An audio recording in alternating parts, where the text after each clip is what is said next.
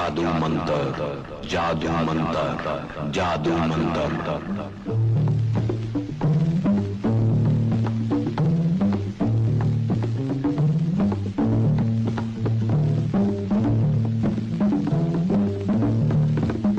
You are going into the future.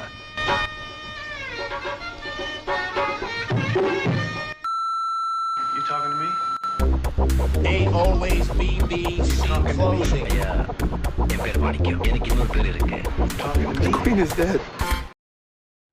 So we recorded an episode where we did the Q&A and it flopped and we can't release it because one of the guests forgot to record it from their side.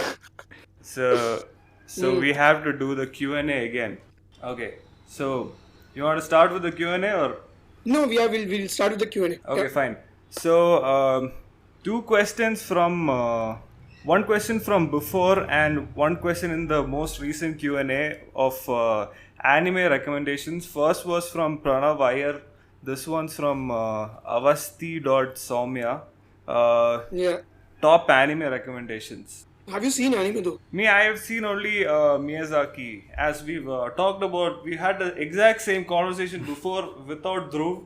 So, Dhruv, you can add in. My knowledge for anime is quite bad actually. I've all my exposure Excellent. to it. Lovely. That's What the do we answer. talk about? Yes. No. I mean, I've seen two or one actually.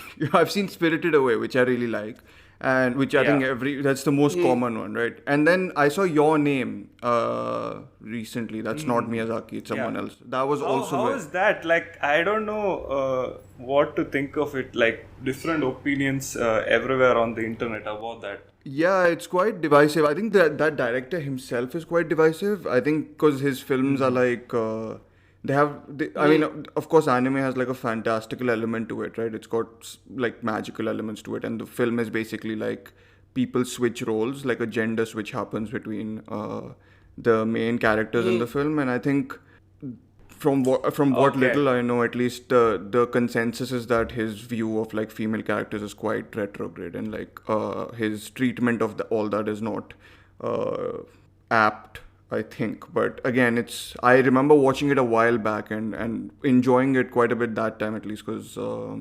it's just. But it's not directed by Miyazaki, right? It's not. by It's someone not. else. No. And I know a couple of other animations which were adapted or like inspired by Miyazaki. Like there was the Red Turtle one year, which is like a short. Basically, it's a short film that someone expanded into like a feature, and it feels very much like it, because like it's a small sort of movie about a man who gets lost on an island, and then it's inspired by like the whole magical realism, or not realism even, like complete magical elements of Miyazaki. And I think that's an interesting sort of topic that way. That's not anime though, but the weird thing is we had this same conversation before about anime, and then I was like, so what do you think about the Red Turtle, like just randomly? Yeah. So weird because it has nothing to do with anime actually. No, I think it's only linked with it because of, I think his direct inspirations are Miyazaki, and or he's from that school. I think, like I think he worked under that company for a while maybe. But I think like his thing is he was just a guy in a studio and he made it mostly by himself, like obviously except for the sound and stuff, but like he drew the whole thing in a studio frame by frame himself. It's just one guy. I don't know. I think he's French. Okay. That's some kind of trivia I knew about it. I saw it like pretty long back actually, around the time when it came out. Yeah. You know what people actually mean when they refer to anime? The shows basically, not the movies. In general. No exposure. Sorry, no, nothing. But, but you guys have seen Beyblade, no? Isn't that an anime? Is Beyblade anime? Beyblade's not anime, is it? Wasn't Beyblade an anime? This is like a very bad conversation. Anime fans have left the chat now. but Dragon Ball Z and all of that. Yeah, isn't that is anime? Dragon Ball Z is. I don't know Beyblade. I've always heard Dragon Ball Z in conversation, but never Beyblade. Dragon Ball Z I've Yeah. seen, but apart from that, and Death Note. Yeah, that's a popular one, but- right? Death Note is super popular. Nah, only the popular ones. And- Not like Naruto. 10 What seasons about or whatever one. what Piece. about like Ghost in the Shell and all this stuff? I mean, yeah, they're pretty good. No, like, do they they've count? got They a don't fan- count as certain anime, fan right? following. They do, They I do, think. I Do? think so. Okay, then Ghost. Yeah, they then do. Ghost in the Shell is very good. Yeah. Ghost in the Shell, that's like a old animated movie also in Yeah. the late 90s, I think. Yeah. Which they adapted, no, with Scarlett Johansson recently. I know I have a past. I'll find out who I was. Yeah. But I've seen mostly Ghibli only. Like, I've Ghibli, seen yeah. Spirited Away and I- Howl's Moving Castle. I've seen Actually, Paprika. thank you for reminding me. I actually have seen Takahoto. I think that's his name, and I hope I'm not butchering it. The Grave of the Fireflies, which is an anime. Yeah, I'm I've seen pretty that sure. as well. Which is very, right, yeah. which is actually really, really good. I mean, it's heartbreaking, but like it's about the war and like the effect of war. So like it's supposed to be heartbreaking that way. So that's if you want to be sad for the next day or two, definitely Grave of the Fireflies is. I think I'd recommend Howl's Moving Castle only because Hmm. I think that was the most. I mean, Spirited Away itself is very that magic realism type Yeah. in itself, and it's like a world of its own. Yeah. But Howl's Moving Castle, I feel like it takes it a step further, and that might have alienated some people, but I really like it. From master filmmaker Hayao Miyazaki, the director of the Academy Award-winning Spirited Away, That is ancient sorcery. And quite powerful, too.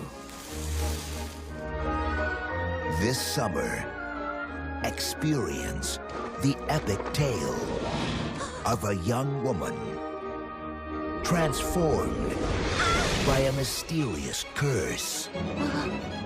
That's really me, isn't it?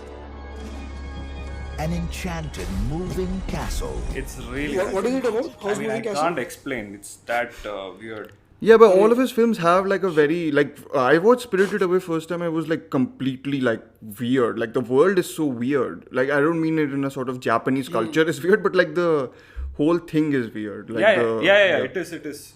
Yeah. I mean, his like what the parents of the kid turn into pigs. Pigs. Yeah. It's very absurd that way. Yeah. This is even more absurd. If you like that, then Yeah. if you like that aspect of Spirited Away, I'd highly recommend Howl's Moving Castle. Yeah. I mean, the whole Miyazaki film thing is on my watch list and never been watched. It's like that, one of those things. But didn't Ghibli make like a proper CGI film also recently? Ghibli I closed don't down or something, didn't they? No. They recently, I think Miyazaki's son Okay. produced or directed like a fairly average CGI animated movie. Not long ago, like I think the end of 2020 or like the beginning of 2021. I mean, if Somewhere we around that are on time. the topic of animation, I will throw one of my favorite films of last year. It's not anime, I'll be very clear, it's animation.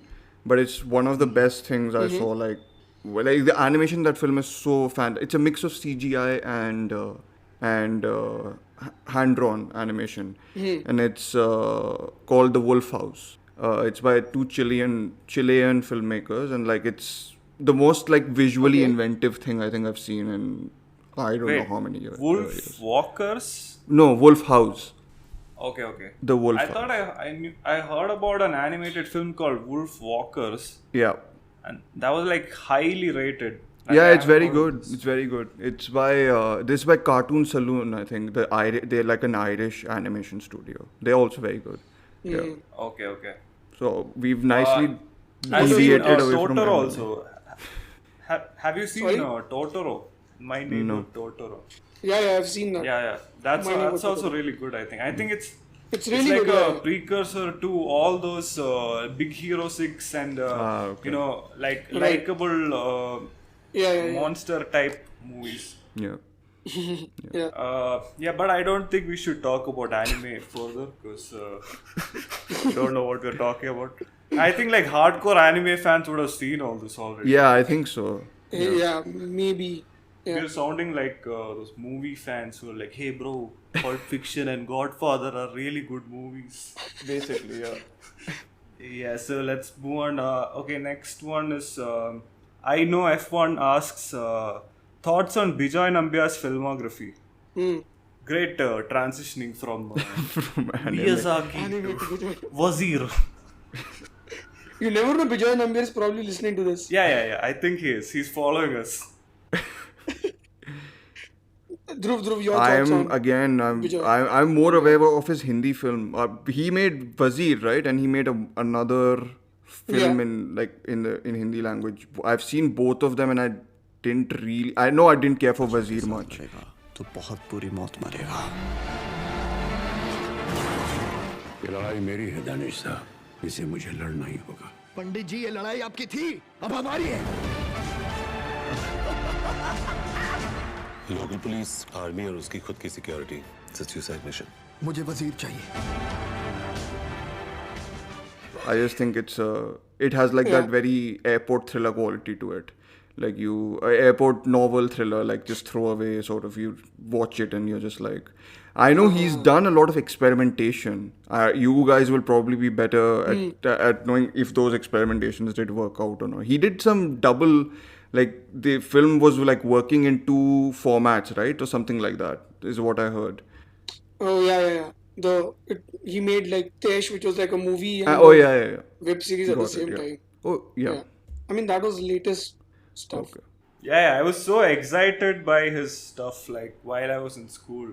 I mean, I remember when Wazir, like they showed the trailer for it. I think when I went to see some Amir Khan thing, it might be Talash or it might be at PK, and they showed the trailer for that. And like I remember being excited for it because I had seen all his movies up to that point, and like I liked it at that time. I don't know if I like it now. Mostly Solo and no, not Solo. What's the movie's name? David and David. Yeah. But again, like I don't know if they hold up now. But I think he's an interesting filmmaker in general. Like Shaitan, he was like doing a couple of things with like the stylizing shots and all that. I mean, that is like one element. But like David also, I really appreciate how, or at least what he was trying to do with the 3 Davids and the hyperlink, sort of like a hyperlink narrative. I mean, both of those were like very experimental for that time. Yeah. I mean, obviously, David may work a little better now as compared to how it did then. பொண்ணுங்கனாலே பிடிக்க மாட்டேங்குது. பின்ன அப்ப என்ன மட்டும் பிடிக்குமா? ஓ மாரியா பிதாஷே, ஓ மாரியா பிதாஷே, ஓ மாரியா பிதாஷே, ஓ மாரியா பிதாஷே, ஓ மாரியா பிதாஷே, ஓ மாரியா பிதாஷே. ரமா, டேவிட், இவளுக்கு மைக் ஸ்பீக்கர் ரெண்டுமே அவுட். ஆனா பொண்ணு சூப்பரா இருக்கா. இத பாரு டேவிட், இந்த உலகத்துல லவ்ங்கற பேர்ல ஒரே ஒரு எமோஷன் தான் இருக்கு. மத்ததெல்லாம் லூஸ் மோஷன் தான். And David was when 2013 or something, I remember. Yeah. Or 2014. David is because I remember a couple of films had released around the same on the same day itself. 2013. And it bombed. I went with like couple of friends called me to go for it, and then 2 of us ended up at one theater. The other 2 went to another theater because both were playing David. And then we saw the movie in those specific particular theaters, and it was like far apart because we couldn't meet at the one thing because it was too late. And then we came out, and then we just met after the movie, and then 2 of us were talking to the other 2, and they were like, hey bro, like the third one I didn't like. And we were like, what third one? And turns out they saw the Hindi and we saw the Tamil. And in the Tamil there's only 2 Davids. In the Hindi there's 3 Davids. Yeah. Okay, Yeah. so got it. Like I think I've discussed it with Karthik also before. Like he struggles sort of in a way making like a long film in a sense. That is why all those films have like a very shorter duration in a way. Like if you see Solo also, it was like some 4 short films only. I haven't seen Solo. I saw it like first week of release. Yeah. You to travel to a different city to only watch it, right? And you didn't like it. No, it was. I lot of people defended, but that one I really didn't like. Like just was so It random. was poorly made, or it was like just wasn't well written or something like that. All of the above.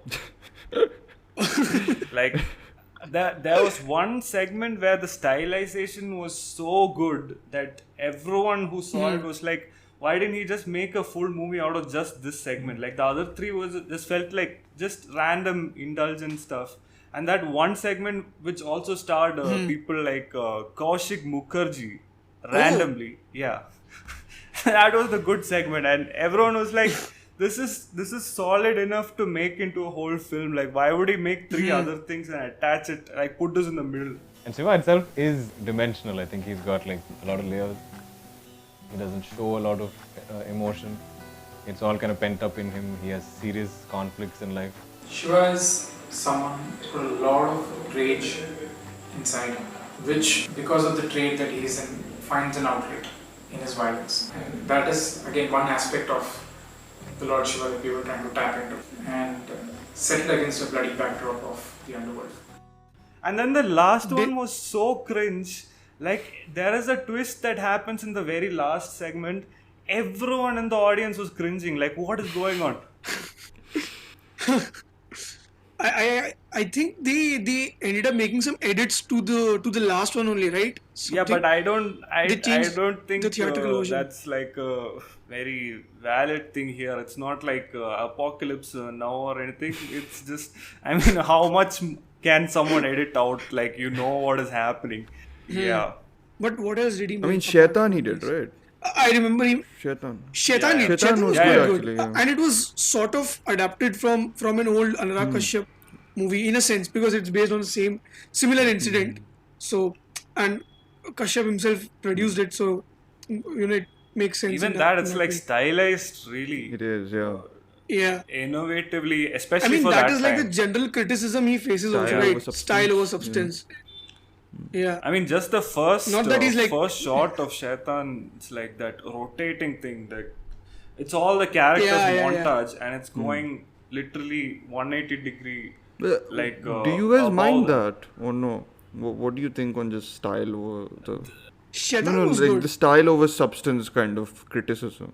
Not so much. I actually haven't found anybody who is that. Like, it feels like this is a thing that comes from critics and audience in general, and there's like a good section of audience always who disagrees with that and thinks like Nicholas Winding Refn, people say that about him, but then there's a sizable amount of audience who says no, there is actual content in this. You're just seeing it in your way and saying it's style or something. Yeah. Got it. Yeah. That generally happens, yeah. Makes sense. What was that movie? Nicholas Winding Refn? Neon Demon. Only God Forgives, right? Okay, no. Yeah. Neon Demon I thought was still like good enough, but I think there were like couple of issues with Only God Forgives. But that's that. And the latest thing that he made, Tesh, nobody watched it amongst you guys for sure. I watched it. It was like okay. So that's the three. Yeah. Like, he's using a lot of similar tropes from his earlier films and everything, which you can like easily make out. But and like, it's not anything new in a way. I think what I like most of his are his short films, which are available on YouTube. Yeah, same. Like, very simple but really well made stuff. Really well made. Yeah. First one was with Mohan Lal only, right? Reflections. I don't know if it's first one, but yeah, he made it in like 2006 or something. Yeah. And then what was the one which was at the railway station? What goes on in that? Oh, the theater troupe thing. I think those were made. I just don't remember the name. I don't know the name, but those were made as part of some short film reality show, which he was part of. I think he won it. Yeah. With Balaji Mohan, right? Yeah. Who made Mari, Dhanush, Mari and Mari 2. Yeah. Well, I mean, he's an interesting filmmaker. Just that probably the subjects at his hand aren't probably I think that he's good yet enough. to like peak, like make something in his prime. Like, you can see his potential in his short films and stuff. Yeah. I don't think he's lived up to that yet. Like, I think and he's very young. Yeah, like he's still in his 30s or something. Yeah. He writes his own stuff or no? He's making something when. Does he write his own stuff or is it written by other people? Mostly. Yeah. Mostly. Yeah. He's coming up with an anthology in Navrasa, right? The Mani Ratnam Yeah, anthology. he's directing one of the segments. Yeah, he directed one of them. So like, hopefully that is better. Yeah. Okay, what else? Okay, last one. What do you think of Alejandro Jodorowsky by Mr. Pran X? So that's the guy who asked the question. Yeah. I've only seen one, but it's fantastic. Holy Mountain. Holy Mountain, yeah, the popular one. Do you want to talk about the scarring experience of watching that? Or? Nothing in your education or experience can have prepared you for this film. Alejandro Jodorowsky's The Holy Mountain.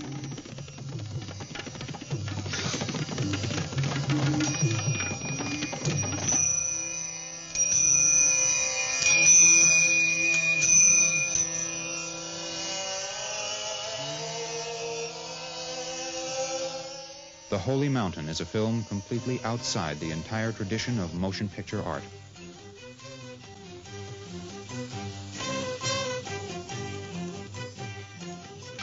The Holy Mountain, I don't think it's that scarring. Like, I think it's fine. Like, it's not scarring. It's just, but it's weird. like it's disgusting in a way, which is like kind of you want to watch it also. Like it's got that really. It's like aestheticized disgusting. Like it's like even like shots of like excrement and all are like really like they're done very like. What? That's in the movie. Oh, that's like normal for like Jodorowsky. Excrement is like probably like a thing that needs to be in all of his films, probably. But yeah, it's like it's very like either it has like a roller coaster quality to it. Like it's always like consistently moving in a sense that you're consistently inside whatever world he's created. And it's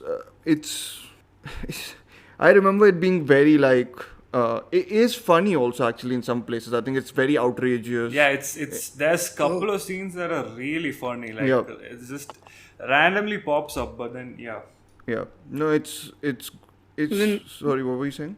No, go ahead. No, it was so yeah. It's just whatever Karthik said about the fact that it has like a very like I think Lynch is a good comparison, except I think Jodorowsky probably like multiplies it more than Lynch also. But I thought like didn't you think at the end this whole movie was sort of a prank almost? It is, yeah. I mean it ends in that. I mean I haven't seen it, so it's better you don't talk about it. Yeah. I mean, it ends in a very what's that movie? Taste of Cherry type of moment. I don't understand that film's ending, so people who are Taste of Cherry fans can happily illuminate me on that. Taste of Cherry heads. Yes. But yeah, no, the because Sanjay's not seen it, but yeah, it's a very that's what I thought. In the beginning, you're expecting this very serious thing, and it's gonna go into that Lynch type of territory. And at the end, it was like, oh, this whole thing was just like a joke, or like it's like you just watch it lightly. Yeah. Which I mean, but then he's mostly famous for that Dune thing, right? The Dune.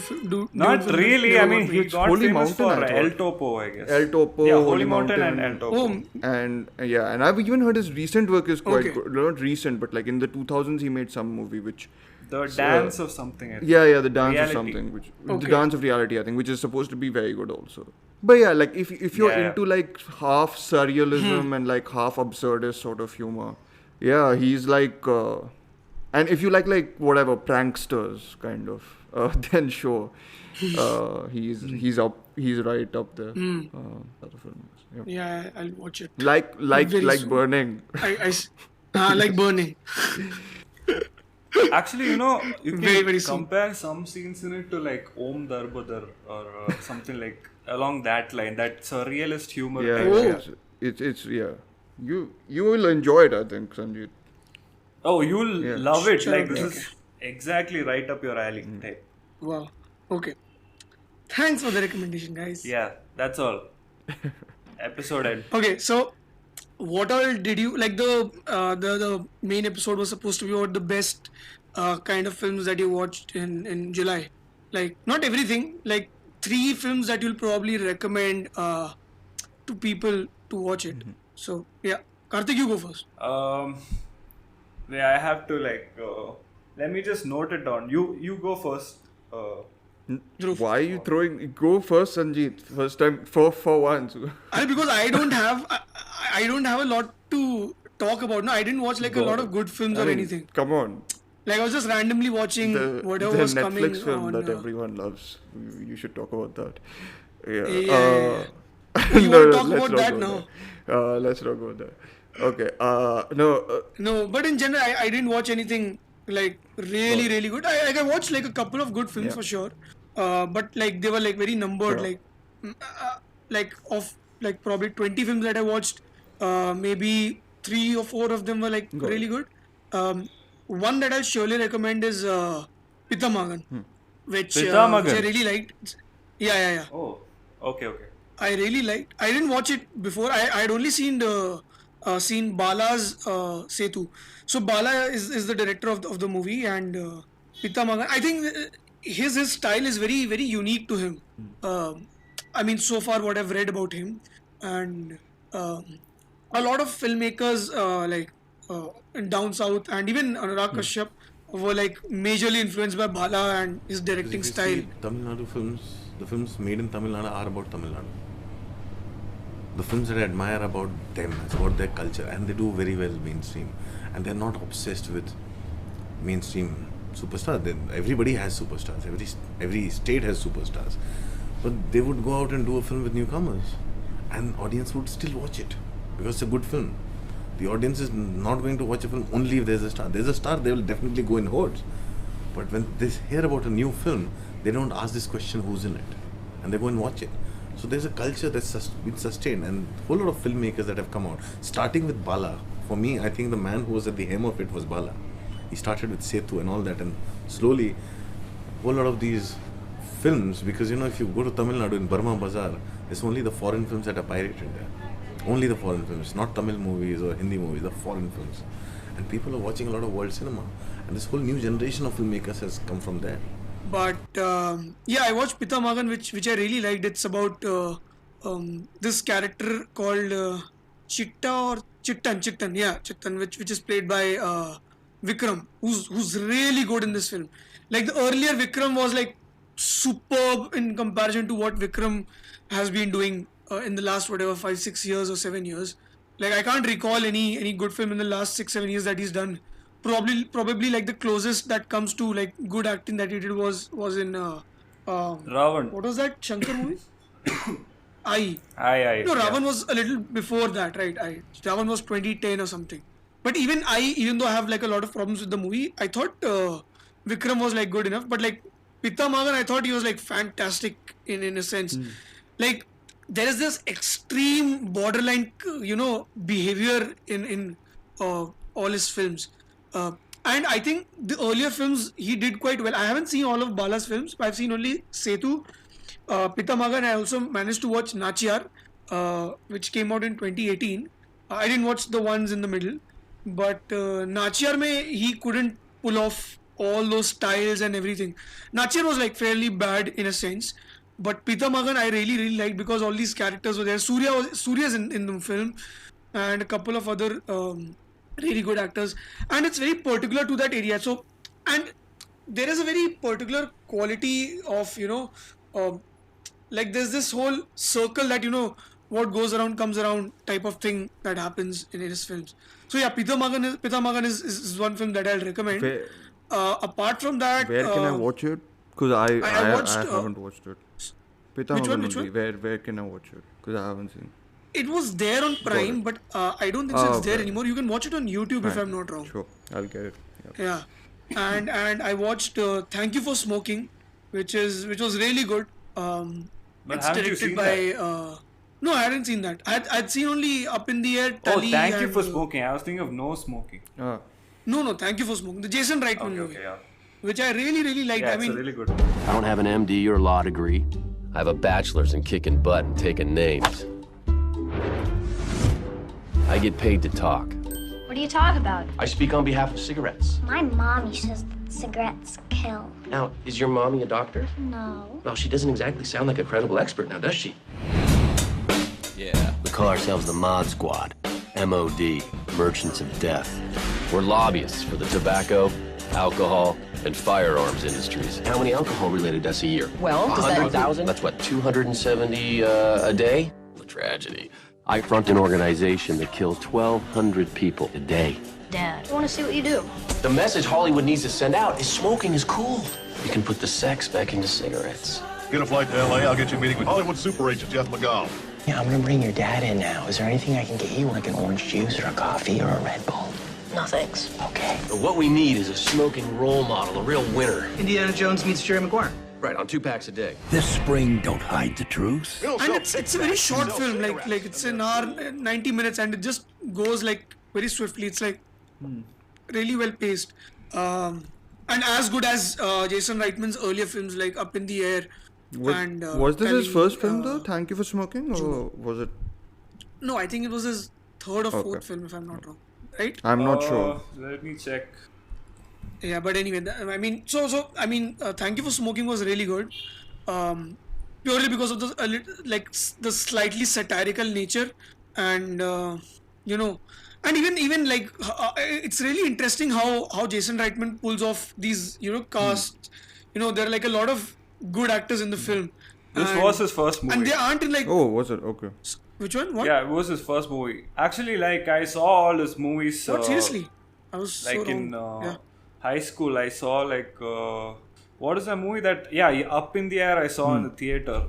And then I just really liked it. Then I went and watched like Juno and Thank You for Smoking. And he did he made a movie with Adam Sandler also called Men, Women and Children. Yeah, that's the one that's supposed to be really bad, I think. That's what I've heard at least. Yeah. Yeah. It's like the same theme of it. The themes that are in it are repeated in another better movie which came out 2 years later, which I can't say because it'll ruin the movie. Okay, fine. Like, I don't have a lot to talk about. It's like very well made and everything. It's like there were like too many good things in it. Especially Aaron Eckhart was really good, which I think why isn't he doing like such good roles anymore? Aaron Eckhart, and the ending, if you have to call it, it's a little like it was a very soft ending in a sense. Like, it makes you comfortable because you're like sort of rooting for the character and everything.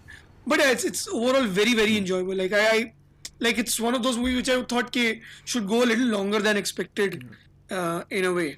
So yeah, Thank You for Smoking was good, and then otherwise I watched Little Miss Sunshine, which is like a indie classic from mid 2000s. Like, more or less everyone's watched it.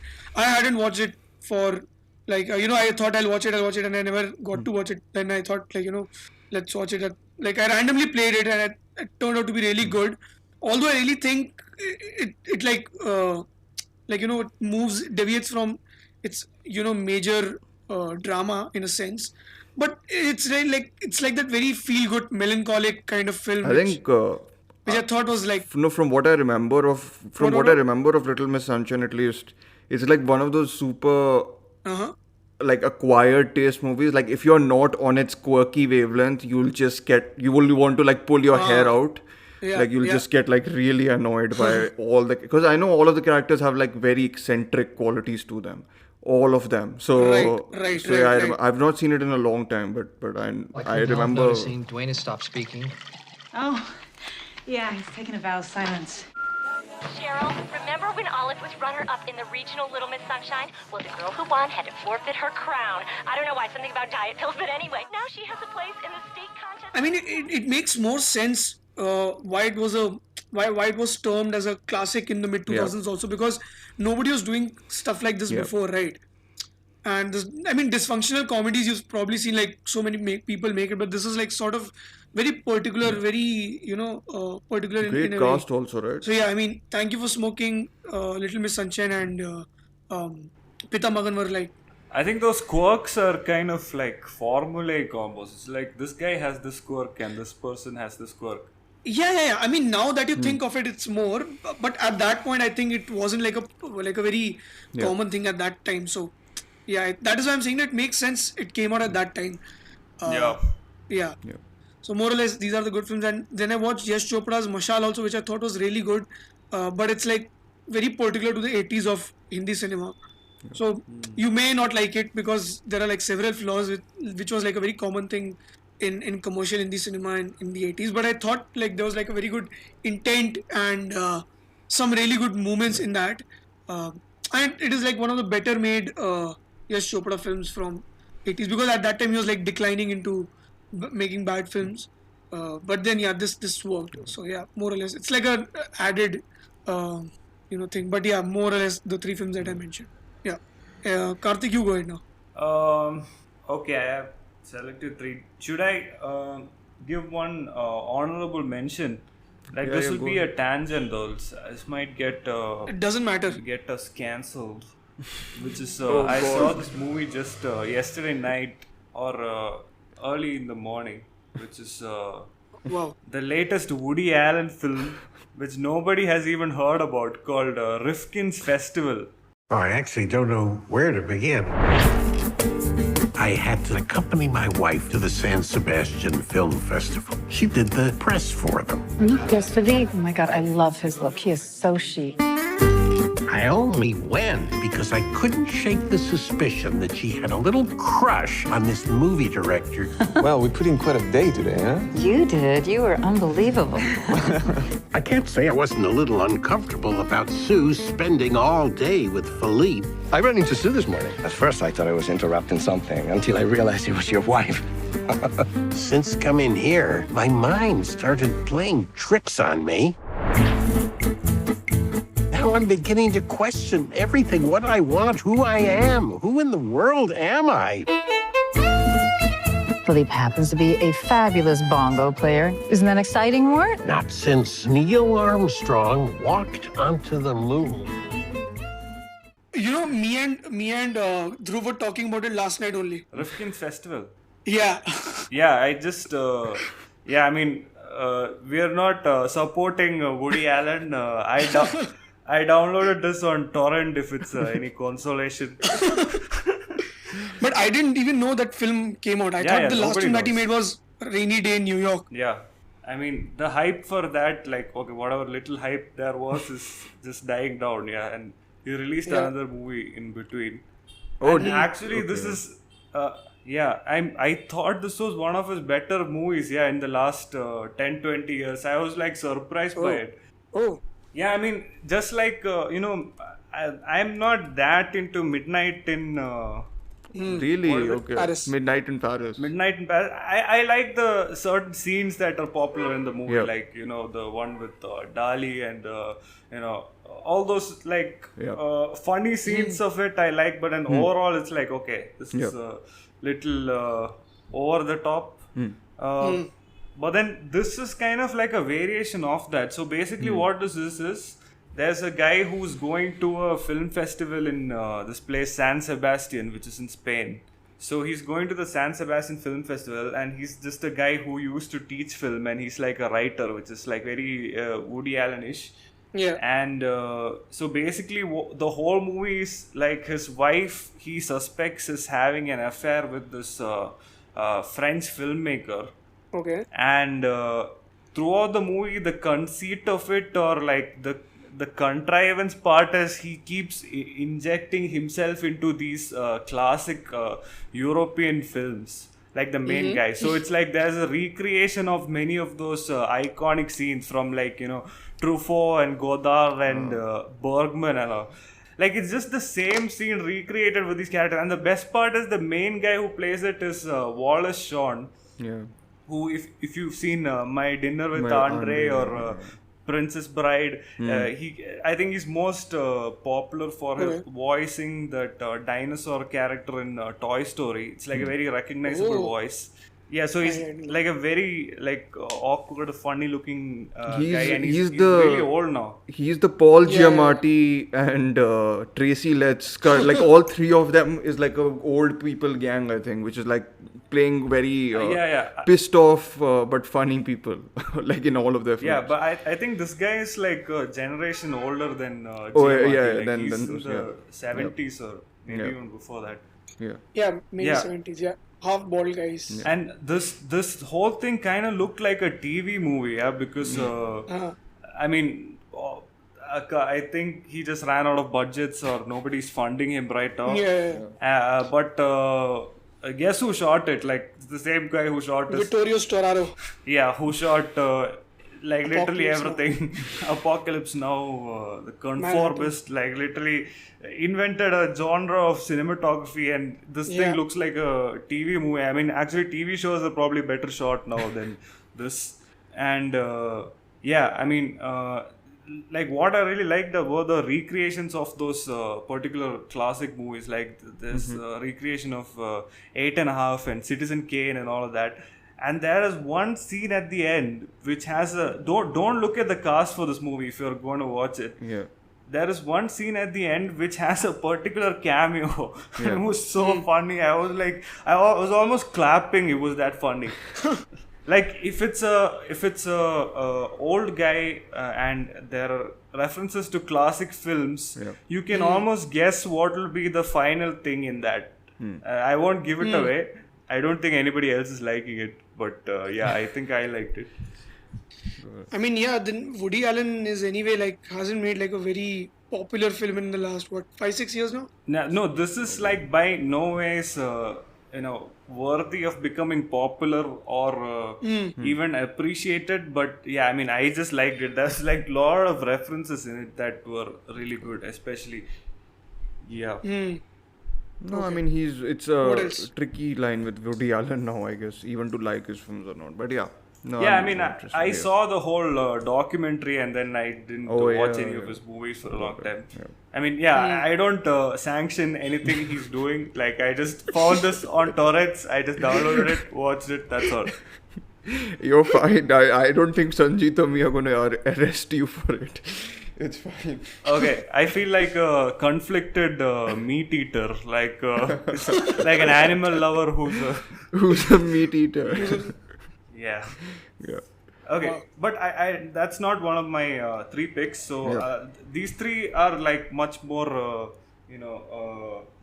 what do I call it? Appreciated films, like just 3 that I saw in the past month. So the first one I would recommend is a movie called Local Hero. Have you heard of it? Bill Forsyth, right? No. Some UK guy, I've heard of it. Yeah. There is a place where the northern lights transform the sky. Anything out of the ordinary, you telephone me, night or day. Modern mermaids spring from the sea. What's the most amazing thing you ever found? Impossible to say. See, there's something amazing every 2 or 3 weeks. The land breathes with an ancient mystery. Where are we? And all who witness its wonders come to believe in its magic. What about the sky? Sky, sir, is amazing. I wish you could see it. I wish I could describe it to you just like I'm seeing it. This is the new film from the producer of Chariots of Fire, Local Hero. The survey teams have found just about the only suitable bay on the entire coast. I think we should get a negotiator on the side right away. We're here on kind of a mission. Same here. I don't want to be coy with you, Gordon. We want to buy the whole place. So, Bill Forsyth is like this British director. I think he might be Irish or is he Scottish? I don't remember. Scottish. Yeah, Scottish. So Scottish, of course. The movie itself is about Scotland. Yeah. So this is a movie. It's such a simple movie. It's like a feel-good type that came out in the 80s. And everybody who I think knows about Bill Forsyth really likes his movies. And I've heard people talking about him like Edgar Wright and Mark Kermode and all of those people. So that's how I kind of found out about him. And I actually saw 2 movies of his. This one first, Local Hero, and another one called Gregory's Girl, which is just a really good movie. It's like one of those Doordarshan type of Shyam Benegal. What is that movie with in which Annie gives it those ones like that TV movie type of feel to it, but it's a really good movie. Gregory's Girl, that's about like literally just a guy who's kind of a young guy who's playing football, and then he meets a girl. It's that type of thing. Yeah, I really recommend it. That one is on YouTube. You can watch it on YouTube. But the main pick I have is Local Hero, which is a bigger film, and it's about this American guy who comes to Scotland to make a deal for his company. And it's basically just a guy who kind of comes to this strange place and kind of starts falling in love with the place and the people there, and like how his life kind of it's not like a huge life-changing event or that kind of movie. It's just a very simple like it's no big events happen in it, but it's just really good. Like it's a comedy, but it's not like a ha-ha type thing. I don't know who I would compare it to. It's just a very kind of low-key comedy type, and it's just one of the best movies I've seen. Like I highly recommend it. Local Hero. It has like very good rewatchable quality. You'll feel like watching it again once you're done watching it. Yeah, if you're looking for like some time pass, like low stakes kind of thing, like this is really good. So yeah, that's my first pick, Local Hero. So my second pick, again, like a very light-hearted type movie. It's a rom-com called Enough Said. Oh, I've heard of this, yeah. So you're a masseuse? I am. What is it that you do? I'm a poet, and I'm a dreamer. No, really, Oh, you're really a poet? Yeah. Oh. Yeah. This is Albert. Hey, how's it going? You know, my friend Eva was just telling me that there is not one guy at this party that she's attracted to. What? It's okay, there's no one here I'm attracted to either. All right, great. Some guy you met at the party wants your number. Hi. Hi. Oh, did I get the day wrong? No, why? Because you're wearing your pajamas? It's Sunday, I'd like to be comfortable. Oh, good. This is my daughter. Wow, she's stunning. Here's mine. She's beautiful. I don't know what my life is going to be like with this whole going away to college thing. I guess we should develop hobbies. Actually, I weave. Like baskets? Yeah, I do it in the garage. Really? No. Hi, Dad. My daughter has a lot of friends. You think they have threesomes? What? Why would you say that? I know, but apparently it's what they're doing these days. I'm afraid that window's closed. With James Gandolfini from The Sopranos and other things. And is it the one with Julia Louis-Dreyfus? Yeah. Right. Yes. So I just randomly saw this movie and I thought I'd watch it, and like it was really a surprise. Like I was expecting like some very stereotypical rom-com style thing, but it turned out to be really good. Yeah, I mean it's still in that rom-com vein, but it just just from the first scene itself I knew I'd like the film, and then it really kind of delivered. And I think this was released after Gandolfini's death, I think. Yeah, posthumously. Yeah, both of them are excellent in it. Both Julia Louis-Dreyfus and James Gandolfini. So, I mean, if you're into like rom-coms and stuff, you should definitely check this out. I don't think I've seen any like, mainstream rom-com that I've liked from like recent years except for this. I mean, this was a while back. This was in 2013, I think. But yeah, I mean, just in the last 20 years, I think this is probably one of the best American like mainstream type of rom-coms. It's not that mainstream. It was kind of like an independent film, but then still, yeah. I mean, so Fox Searchlight. So. Yeah, it's just Julia Louis-Dreyfus plays this masseuse, and James Gandolfini is just I don't remember what he does, but there's like it's a small mix-up type of thing, and it's about these two unlikely characters who meet up, like an unlikely friendship type thing that evolves into a relationship, and then there's a mix-up. It's just a very simple premise, but it's really well made. Okay. Yeah, so that's my second pick. So my third pick is another light-hearted film called The Elephant Man by David Lynch. Nice. I thought you'd seen it before.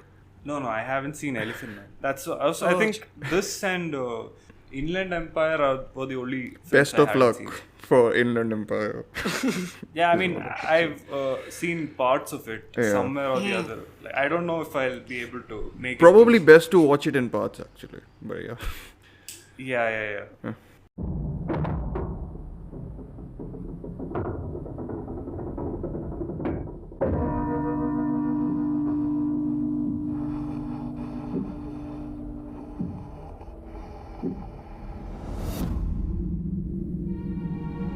Are you in any pain? Are your parents still alive?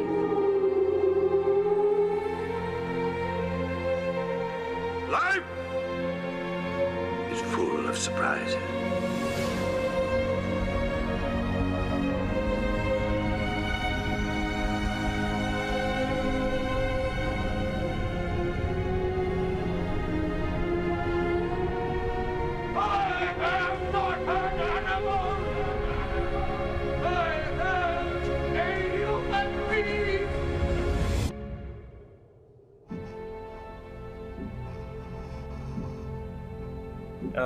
So anyways, I think this one, okay, just a disclaimer, it's not a feel-good movie. I was kidding. It's a very intense movie, but it's really good. Yeah, I think it's about this guy who has this disfigured face, disfigured body as a whole, and it's about a real guy. It's based on the life of a real guy who lived, I think, in the 19th century in England, and he was made into like this what do you call it, like he was brought on to circus shows and shown as an exhibit, and people used to pay money to come see him. And then there's this doctor who kind of chances upon this guy and is fascinated by his medical condition and takes him into his care and shelter. But this sounds very intense, but the movie actually, what I like about it is David Lynch's treatment of the whole thing. Yeah, I mean, when you hear this, it sounds like a very intense premise that you don't really want to watch. It sounds just like an Oscar bait thing. But what I liked about it is, like, David Lynch really turns the spotlight to this guy's psyche. Like, it's like what it is like to just be weird in society or like be an outcast. And if you kind of relate to that feeling, you'll relate to this movie. Like, he turns the thing away from, okay, this is about a guy who looks looks very grotesque to society or anything, and then there's an actual series of events where he like deconstructs what it is to feel like a outcast, like just like, say a Wes Anderson or someone, like all of us, the characters in his movies are kind of outcasts and people who don't fit into society, around the fringes of society. Like, I liked how he took this story and turned it into that. Like, he turned it into his own thing. And David Lynch, if you see his movies also, like, that is a common thing that repeats. Like, even if you see Eraserhead and all, that's like a guy who's kind of isolated from society. Or that's like a common theme that repeats in his movie. So yeah, and this is one of the best directed movies that I've ever seen. Like, a lot of people think David Lynch is just random things, like it's just weird stuff happening, it's strange, it's bizarre. But then there's two movies. One is The Elephant Man and the second one is A Straight Story. If you ever doubt the prowess of David Lynch as a director, just see these two movies. Like, this is not in that strange, bizarre world of his.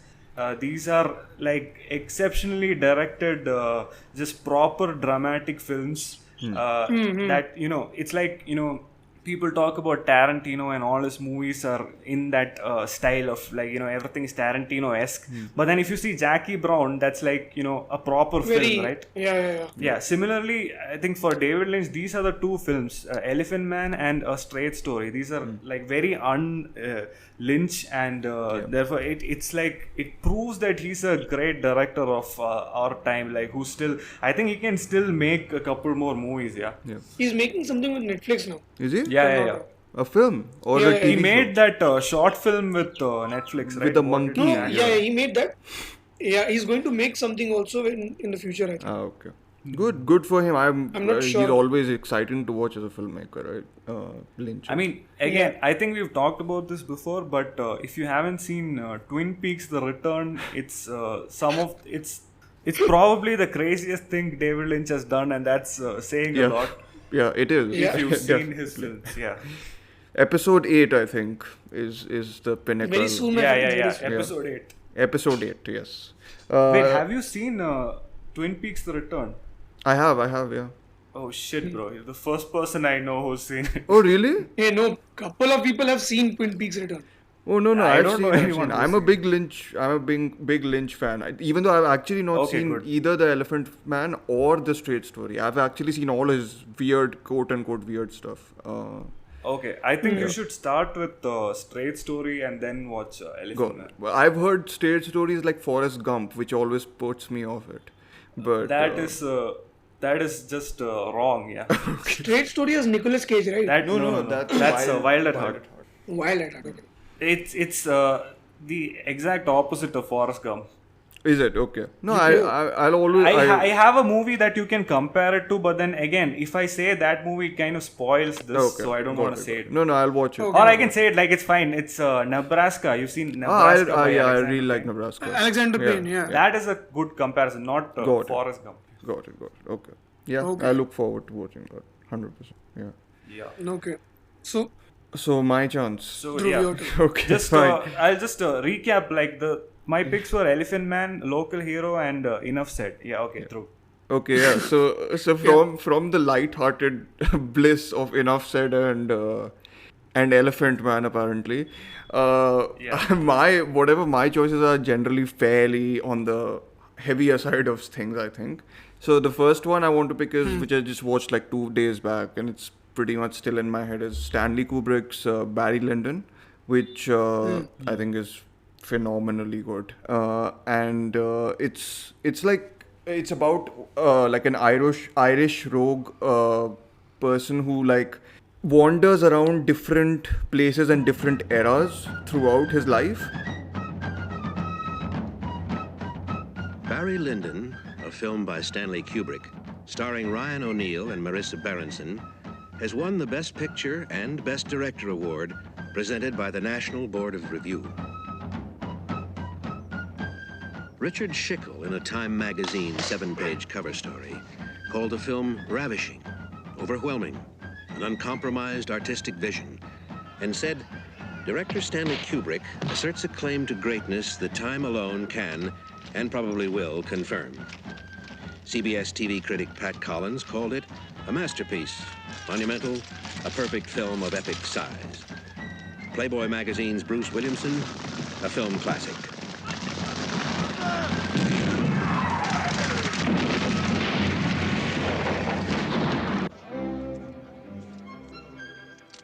Rex Reed of the New York Daily News wrote, as an 18th century rake's progress, Barry Lyndon catalogs the rise and fall of a likable scoundrel, liar, cheat, and social climber, transporting the viewer into a world of long ago and creating the kind of magic few movies accomplish and few directors attempt in a lifetime. It is a magnificent entertainment, sumptuous, lush, gorgeous, and haunting, a classic of inestimable value.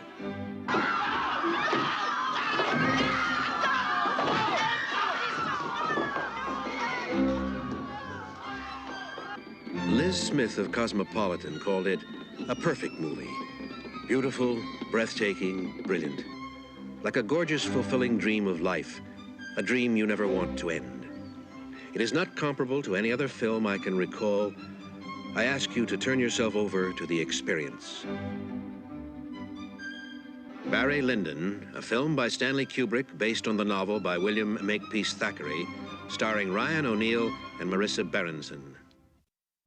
So in a way, it sounds like a very sort of standard biopic almost about this person, but of course Kubrick won't make something that like standard because he's like Kubrick, I guess. So I think it's just the sense that like I'm supremely interested in stories that about history which treat history very differently. So, you know, like a biopic, what generally a biopic, we've discussed this, I think, also before, that biopics will generally follow a certain formula going from point to point to point. Barry Lyndon, in a way, doesn't really deviate from this formula. Like, it's got like a very expansive view, right? It selects a lot of big events in this guy's life and chooses to focus on certain of them. Yeah.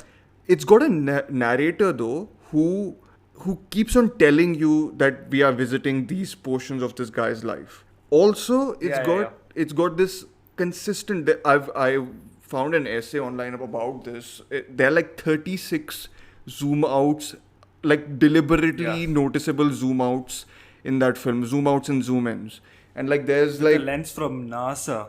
He used the lens from NASA also.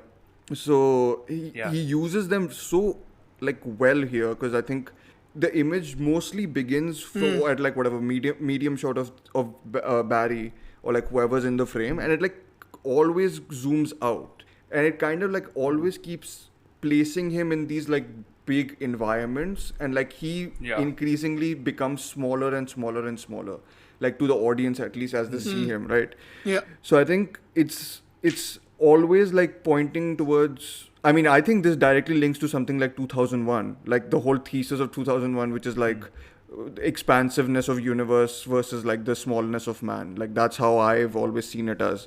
And I think that in that way, kind of Barry Lyndon like does that with like a historical epic, which I think is really fascinating.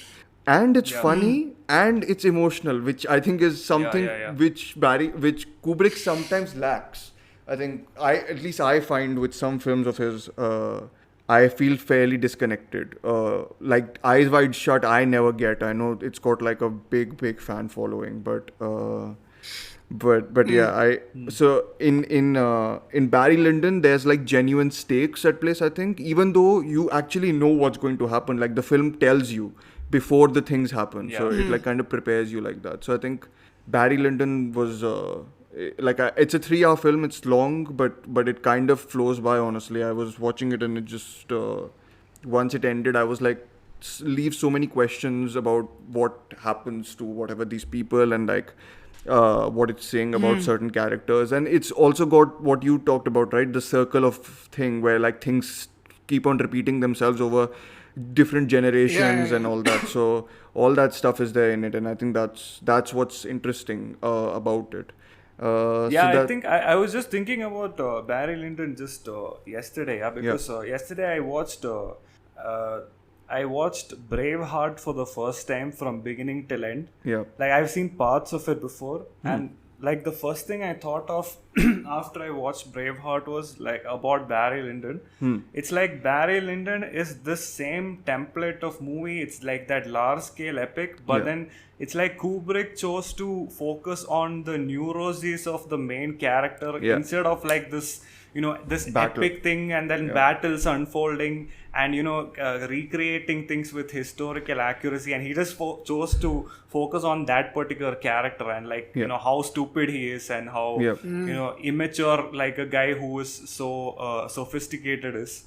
Exactly, and, I mean, it's like that and Paths of Glory are probably my favorite. It clearly inspired Yorgos Lanthimos. Yeah, the favorite, right? Yeah, definitely. I mean, certain like even the whole set looks like it's borrowed from Barry Lyndon at certain points. I think that whole tone of that, you know, it's like dark but funny type. Yeah, it's really like slightly fun. Perverse. Yeah, I didn't expect it to be this funny, right? It is really funny at certain points.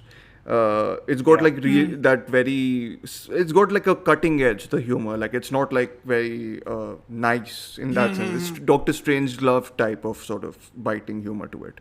Okay. Yeah. And it's got such a specific look, that lens gives it. It's like he took those lenses from NASA to shoot the whole thing in natural light. So it kind of looks like it has that very realistic feel, but then it's also not the realistic you are used to. It's again like whatever Karthik said, the fact that you come out of the film and there's like you have these so many questions, but like you're kind of fascinated completely by that film. So I was quite bowled over by that. The other film, the second recommendation, is a horror film, like a Japanese horror film from 1968, if I'm not wrong. It's by Kaneto Shindo, called Karaneko, which is this is about like this is about two women, so the mother and the daughter-in-law, her daughter-in-law, who get raped and killed by samurai, by a group of samurais, and after that they come back as vengeful spirits to like take their revenge on whatever samurais through like seducing them and then like whatever killing them off.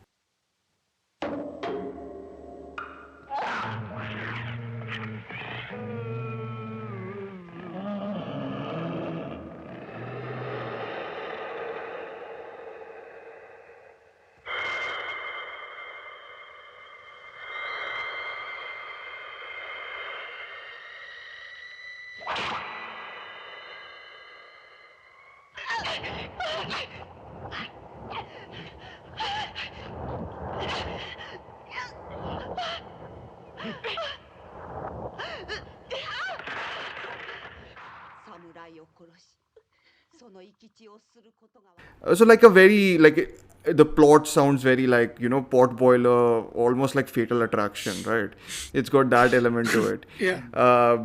But yeah, like I recently also watched Kwaidan or Kaidan, however we pronounce that, by Kobayashi, right?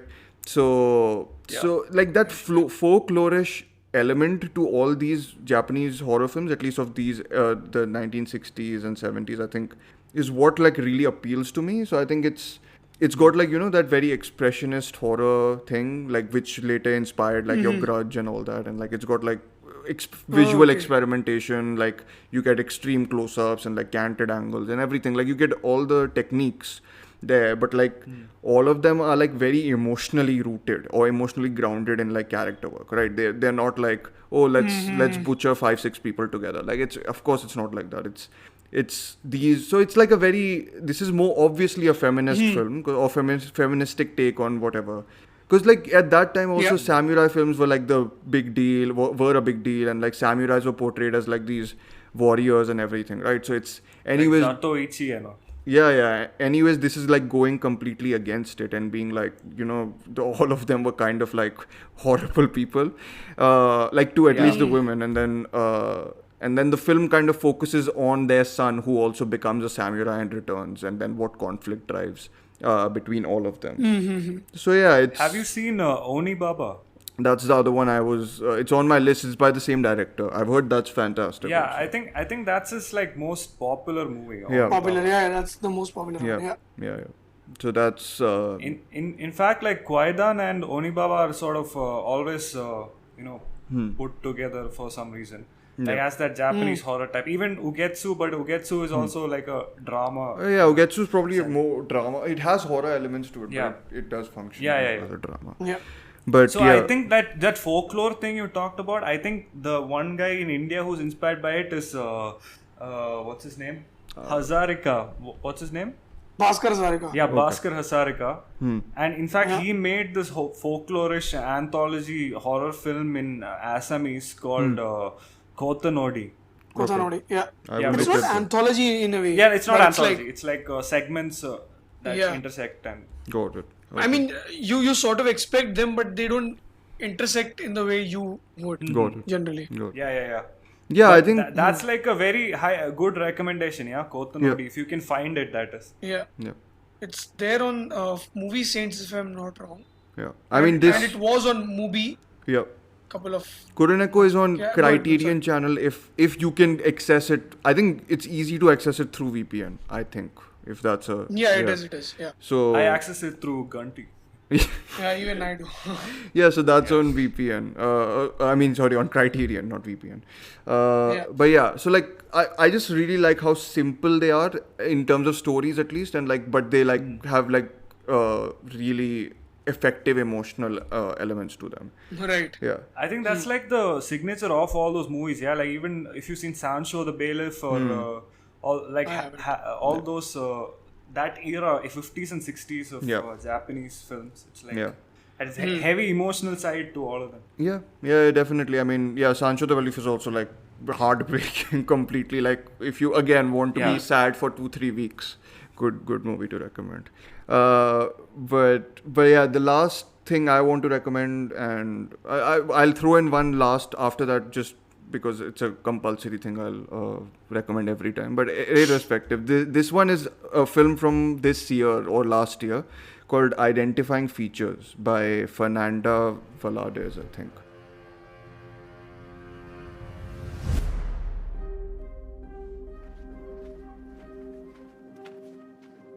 Yo ando buscando a mi hijo.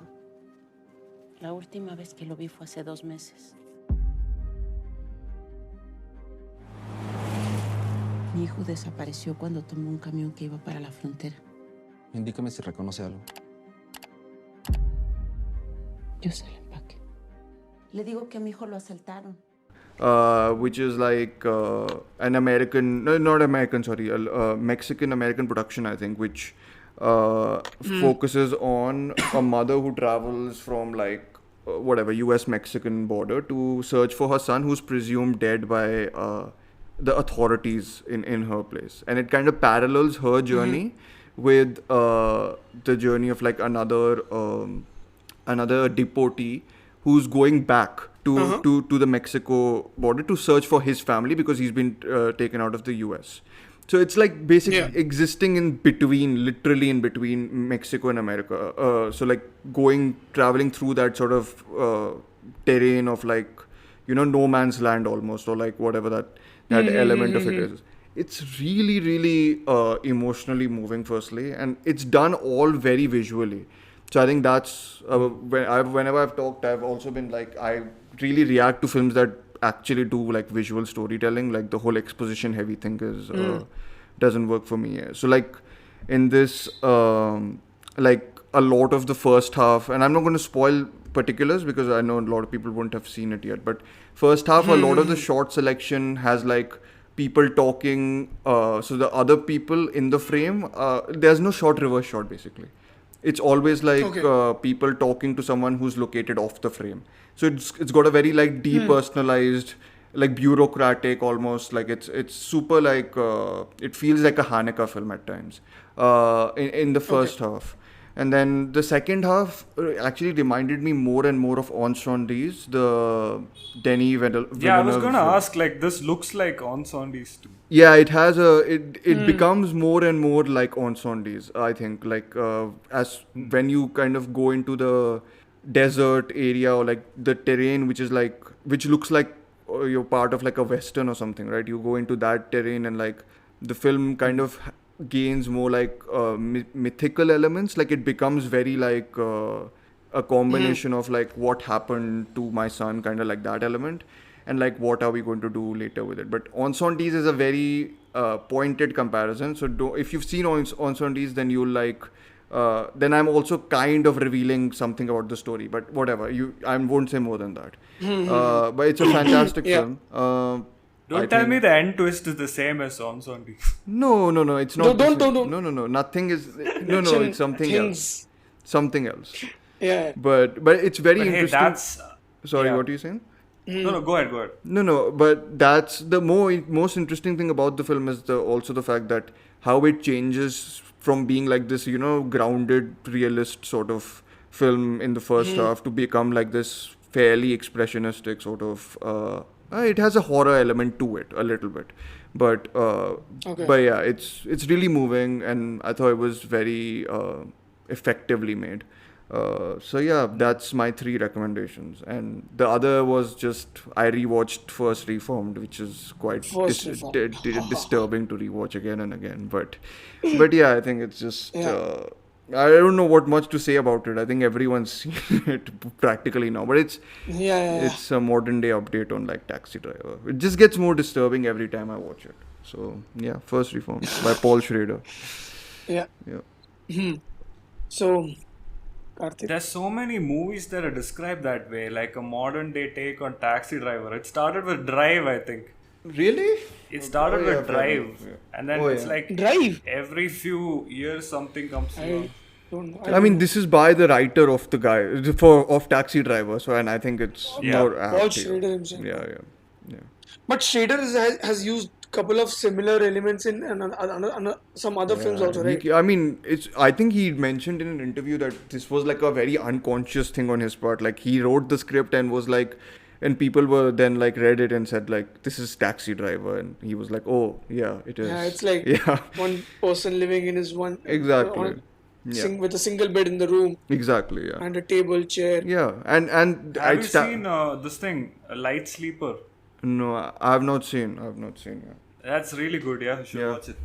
It's like the most underrated in his whole filmography, I think. Yep. Like even stuff like Mishima is very underrated, but I think there is a Mishima gets its due by a lot of people now. Like the art house guys know Mishima, but I think Light Sleeper is kind of forgotten now. Yeah, nobody talks about that one. No, he's interesting guy. But yeah, that's it from my end. You guys. So okay, Karthik, conclude it. Wrap it up. What plans, guys? Just chilling. Let me just see like what else I watched. Let me see if there's anything. You want to talk about Haseen Dilruba? I'm ready to talk about Haseen Dilruba. Sanjeev, this is going to last for like an hour then. What is the inside on this? Like, I don't know what the joke is. Is it bad? Or no, it's no inside joke also. So, go ahead, Sanjeev, you say. I didn't know inside joke. It's just like he had a very certain point of view towards that movie. And I I actually didn't like that movie at all. Okay. Like, I could have like shat on it as much as possible, but I didn't. So more or less that. I mean, it's not a good film for me. No, it isn't. I will agree. I'll agree. I think I'm giving it more credit. Don't change No, I gave it more credit. I was told off by people after also that I'm giving it more credit. So it makes sense. I like Taapsee Pannu. Maybe that's why I'm giving it more credit. Yeah, that's. There's like not much. I watched a couple of like the latest releases. I saw Malik, Tufan, and stuff like that. I didn't watch. I didn't have a lot of time to watch like other stuff. Like I watched Chauda Fere, which came out on 14 on Z5, and a couple of short films by Ari Aster. Is he making something you're preparing for, or just Ari Aster mode? No, just like that. I hadn't seen Ari Aster's short films and all that, so we should discuss. So I watched that. I'm pretty sure he'll be. I don't know if you guys like both Hereditary and Midsommar. I quite like them. Okay, you like both of them? I like Hereditary more, I think. Yeah. Okay. Even I like Hereditary more. Okay. Midsommar I thought was like too much, too much inspired by Wickerman. Yeah. So I thought like, but then it's good also. It's not like it's not good or anything like that. But I don't know. Like I think people are watching Midsommar first. I mean, people. In today's time, they don't know about Wickerman, and this is like for sure. Oh, actually, talking about this, I saw this movie last month, The Wages of Fear. Oh, that's fantastic. Which is the original version of Sorcerer. And I haven't seen Sorcerer. Like I am yet to see Sorcerer, but this thing has like blown me away. Yeah, I don't know how Sorcerer will like one up this. Sorcerer is amazing. Oh, it's a different beast. Yeah, Sorcerer is. Yeah. Completely different. It's like on par with like Apocalypse Now kind of filmmaking or as a film. But I think you should see this. Yeah, this is like. I mean, so while making of the film, only William Friedkin had shown Wages of Fear to all the executives just to tell them, okay, the film is going to be this kind, like it's not going to deviate too much from the original. It's not like a remake of the film. It's based on the book, right? I thought it was remake. No, it's based on the film only. Yeah. Wages of Fear is a book. Is a book, right? Was it? I don't think so. Yeah. I mean, even I've seen both, but like I think Sanjeev, you've based on a French novel. Okay. Sorry, go ahead. No, but you haven't seen Wages of Fear, right? So there's it's a good like one of those good comparisons of how two directors approach one same material. Like a great. Like Friedkin's version, I think is like 100 times most like I don't know. It's weird. Like it's very weird. Like I love both of them, but I think almost like it's such a what do you call? It's like the oldest movie I've seen that is, the most nail biting. If that makes sense. Like, I haven't seen a movie older than that is this thrilling. Like, it's that kind of edge of the seat. There's so much tension towards like the last hour. Like, what about how was this made at that time? What about the movie? Actually the same director made it. It's probably a director thing. Diabolique or Diabolique or something. I just added it to the Criterion watch list. It's fantastic. Same director who did Wages of Fear. So maybe it's a director thing, because that film also is like nail-bitingly tense. Quite possible. Yeah. So yeah, anything else? I can quickly mention like couple of things more. I saw this thing for the first time. 3 Colors Red. I seen the other one before. Red I'm seeing for the first time. It was like, I think this was the best out of the 3. Have you seen? I've seen. I've only seen White. Oh, you've seen White? Do you like? Wow. Yeah, that's a weird. I thought that was the least favorite. Most people have seen Blue or something. I haven't seen the other ones at all. Like, I haven't indulged in Kieslowski at all. Okay. Decalogue. Watch Decalogue. That's it's so good. Decalogue's fantastic. But Karthik though watched it in that film class only, no? They didn't ask us to watch it. Like, it was optional. But I got it from the film class. I got the films from there. Series from there. Yeah. But this is the best out of 3, I think. The red one, right? Yeah, red is my favorite. Yeah. I actually don't like blue. So like, I know everyone really likes blue. I'm not the biggest fan of blue. And that's White, like a more emotional thing. This felt like almost. It was almost surreal, yeah. The filmmaking in red is like other level, to be honest. Like the whole parallel stories going together and like in a very mysterious ways, like. Yeah, it's super mysterious. It's like it's basically a mystery. Like, it's not even a drama. It's like it has dramatic elements, of course, but but overall it's just a mystery. I'm surprised, Sanjeev, you watched White. I thought White was like universally like this is the worst version of the 3 Colors. Isn't White the last film of the trilogy, or was it the second one? Second. I watched that one only. It's the 94. If I'm not. It's the one with the. It's got Julie Delpy, right? It's got Julie Delpy. Yeah. Maybe you watched it because of her. Yeah. I've seen this one only. Maybe. 3 Colors White. Okay, got it. I mean, I watched it. I didn't watch it like very recently or something. I watched it like a couple of years back, like some 4-5 years back. It's not even. Easily. It doesn't even seem that characteristic of Kieslowski, I think, or White. It is not. Yeah, that's what I read later on. Also, it's not as. Except for the ending, I think. Ending is quite. More or less.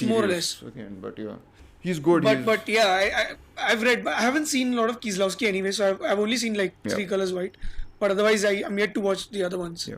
A short film about love. Yeah. Whatever. Just watch that. That's like. There's also a short film about killing, right? Yeah, that's also very good. But like my favorite of his is probably like a short, like whatever that episode 6 or episode 5 of the Decalogue series. Just phenomenal stuff. Okay. Yeah. Yeah. Actually, in that film class, they played one episode of Decalogue, and then.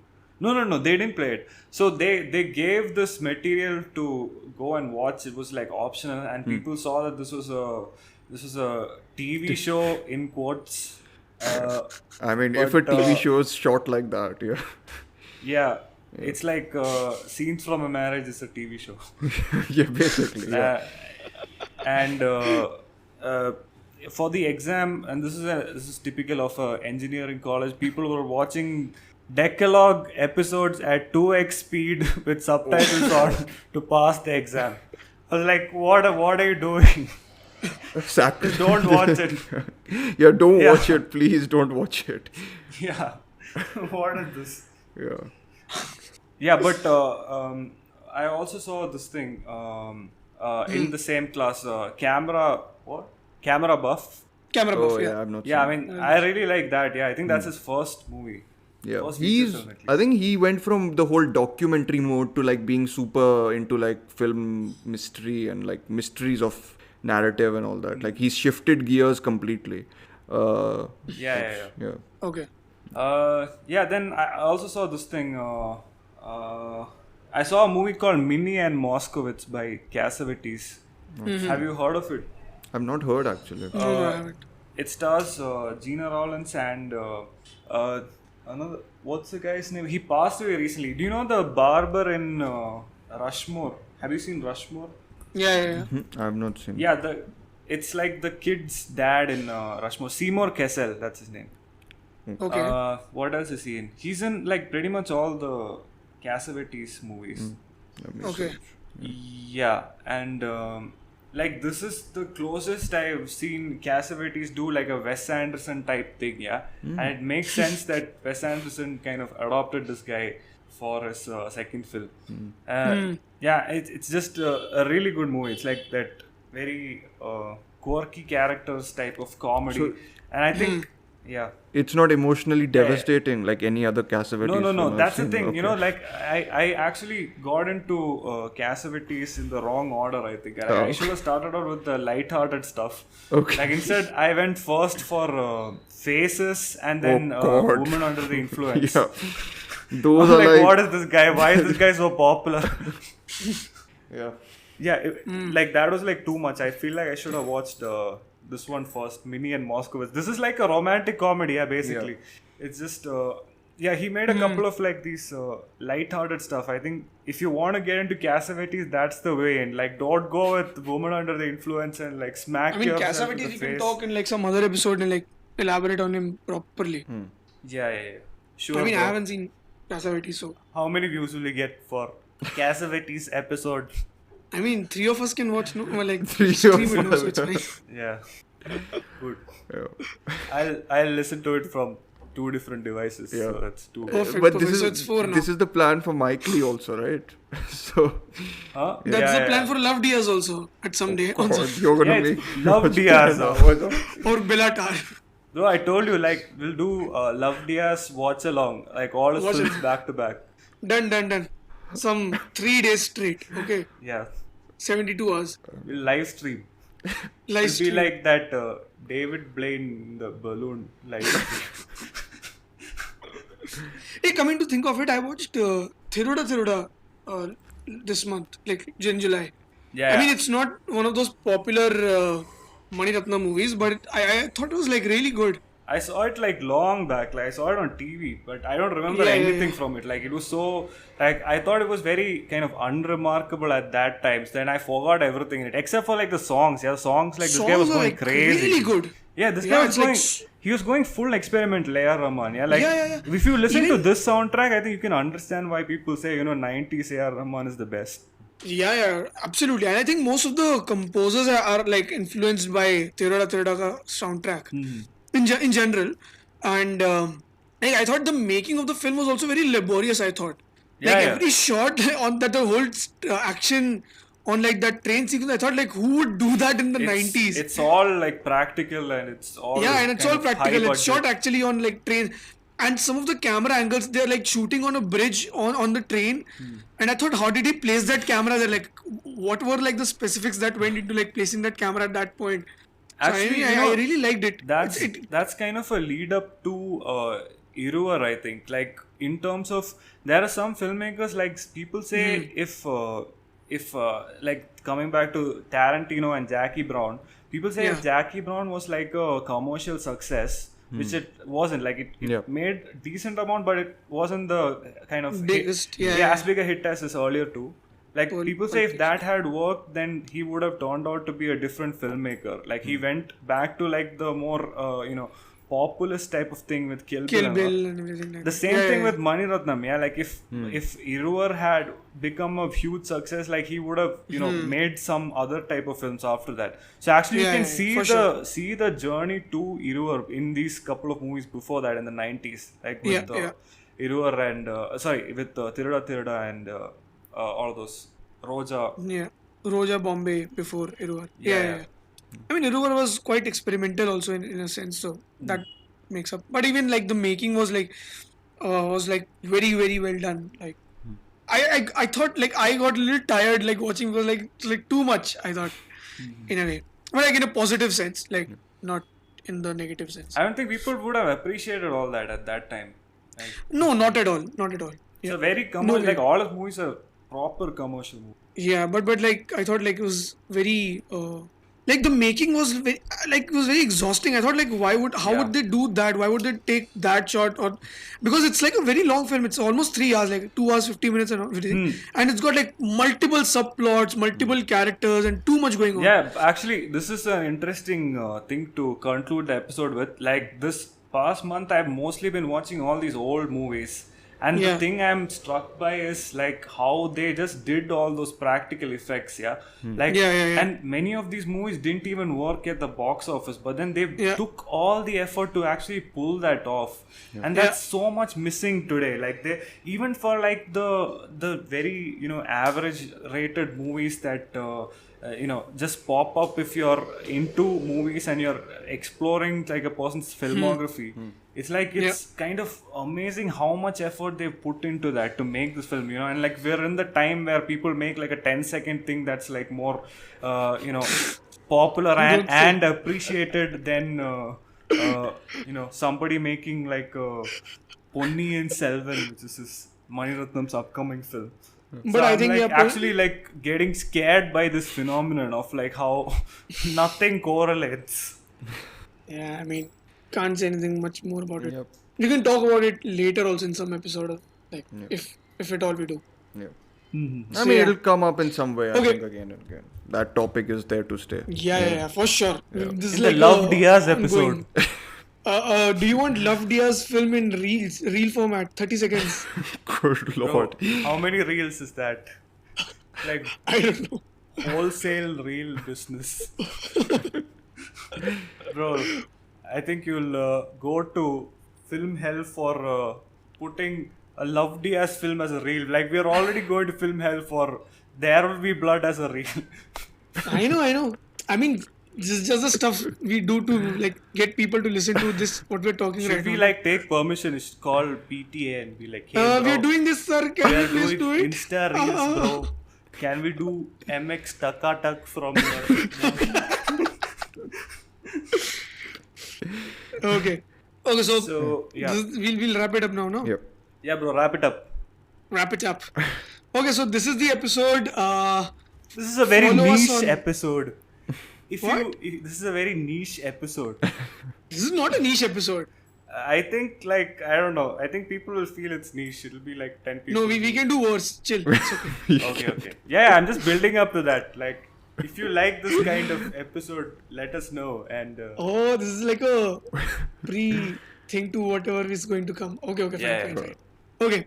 So yeah, thank you for listening to this episode. Thank you for supporting us on Spotify and Instagram. Please follow us if you don't. It will help us a lot. Follow us on Instagram at queenisdead.filmpodcast and on Spotify as well. It helps. And yeah, thank you so much. Thank you to Dhruv, who's a regular. Anyway. Dhruv is the host now. Yeah. Sure. Thank you. Khadam. That is all for this episode, friends. To have your questions featured in this podcast, follow our Instagram page at queenisdead.filmpodcast to catch the latest updates. A quick shout out to Lav Diaz, Paul Thomas Anderson, and of course, Anupama Chopra. If you would like a transcript of this episode, please get a life. Zara ruko, main bhi aaya.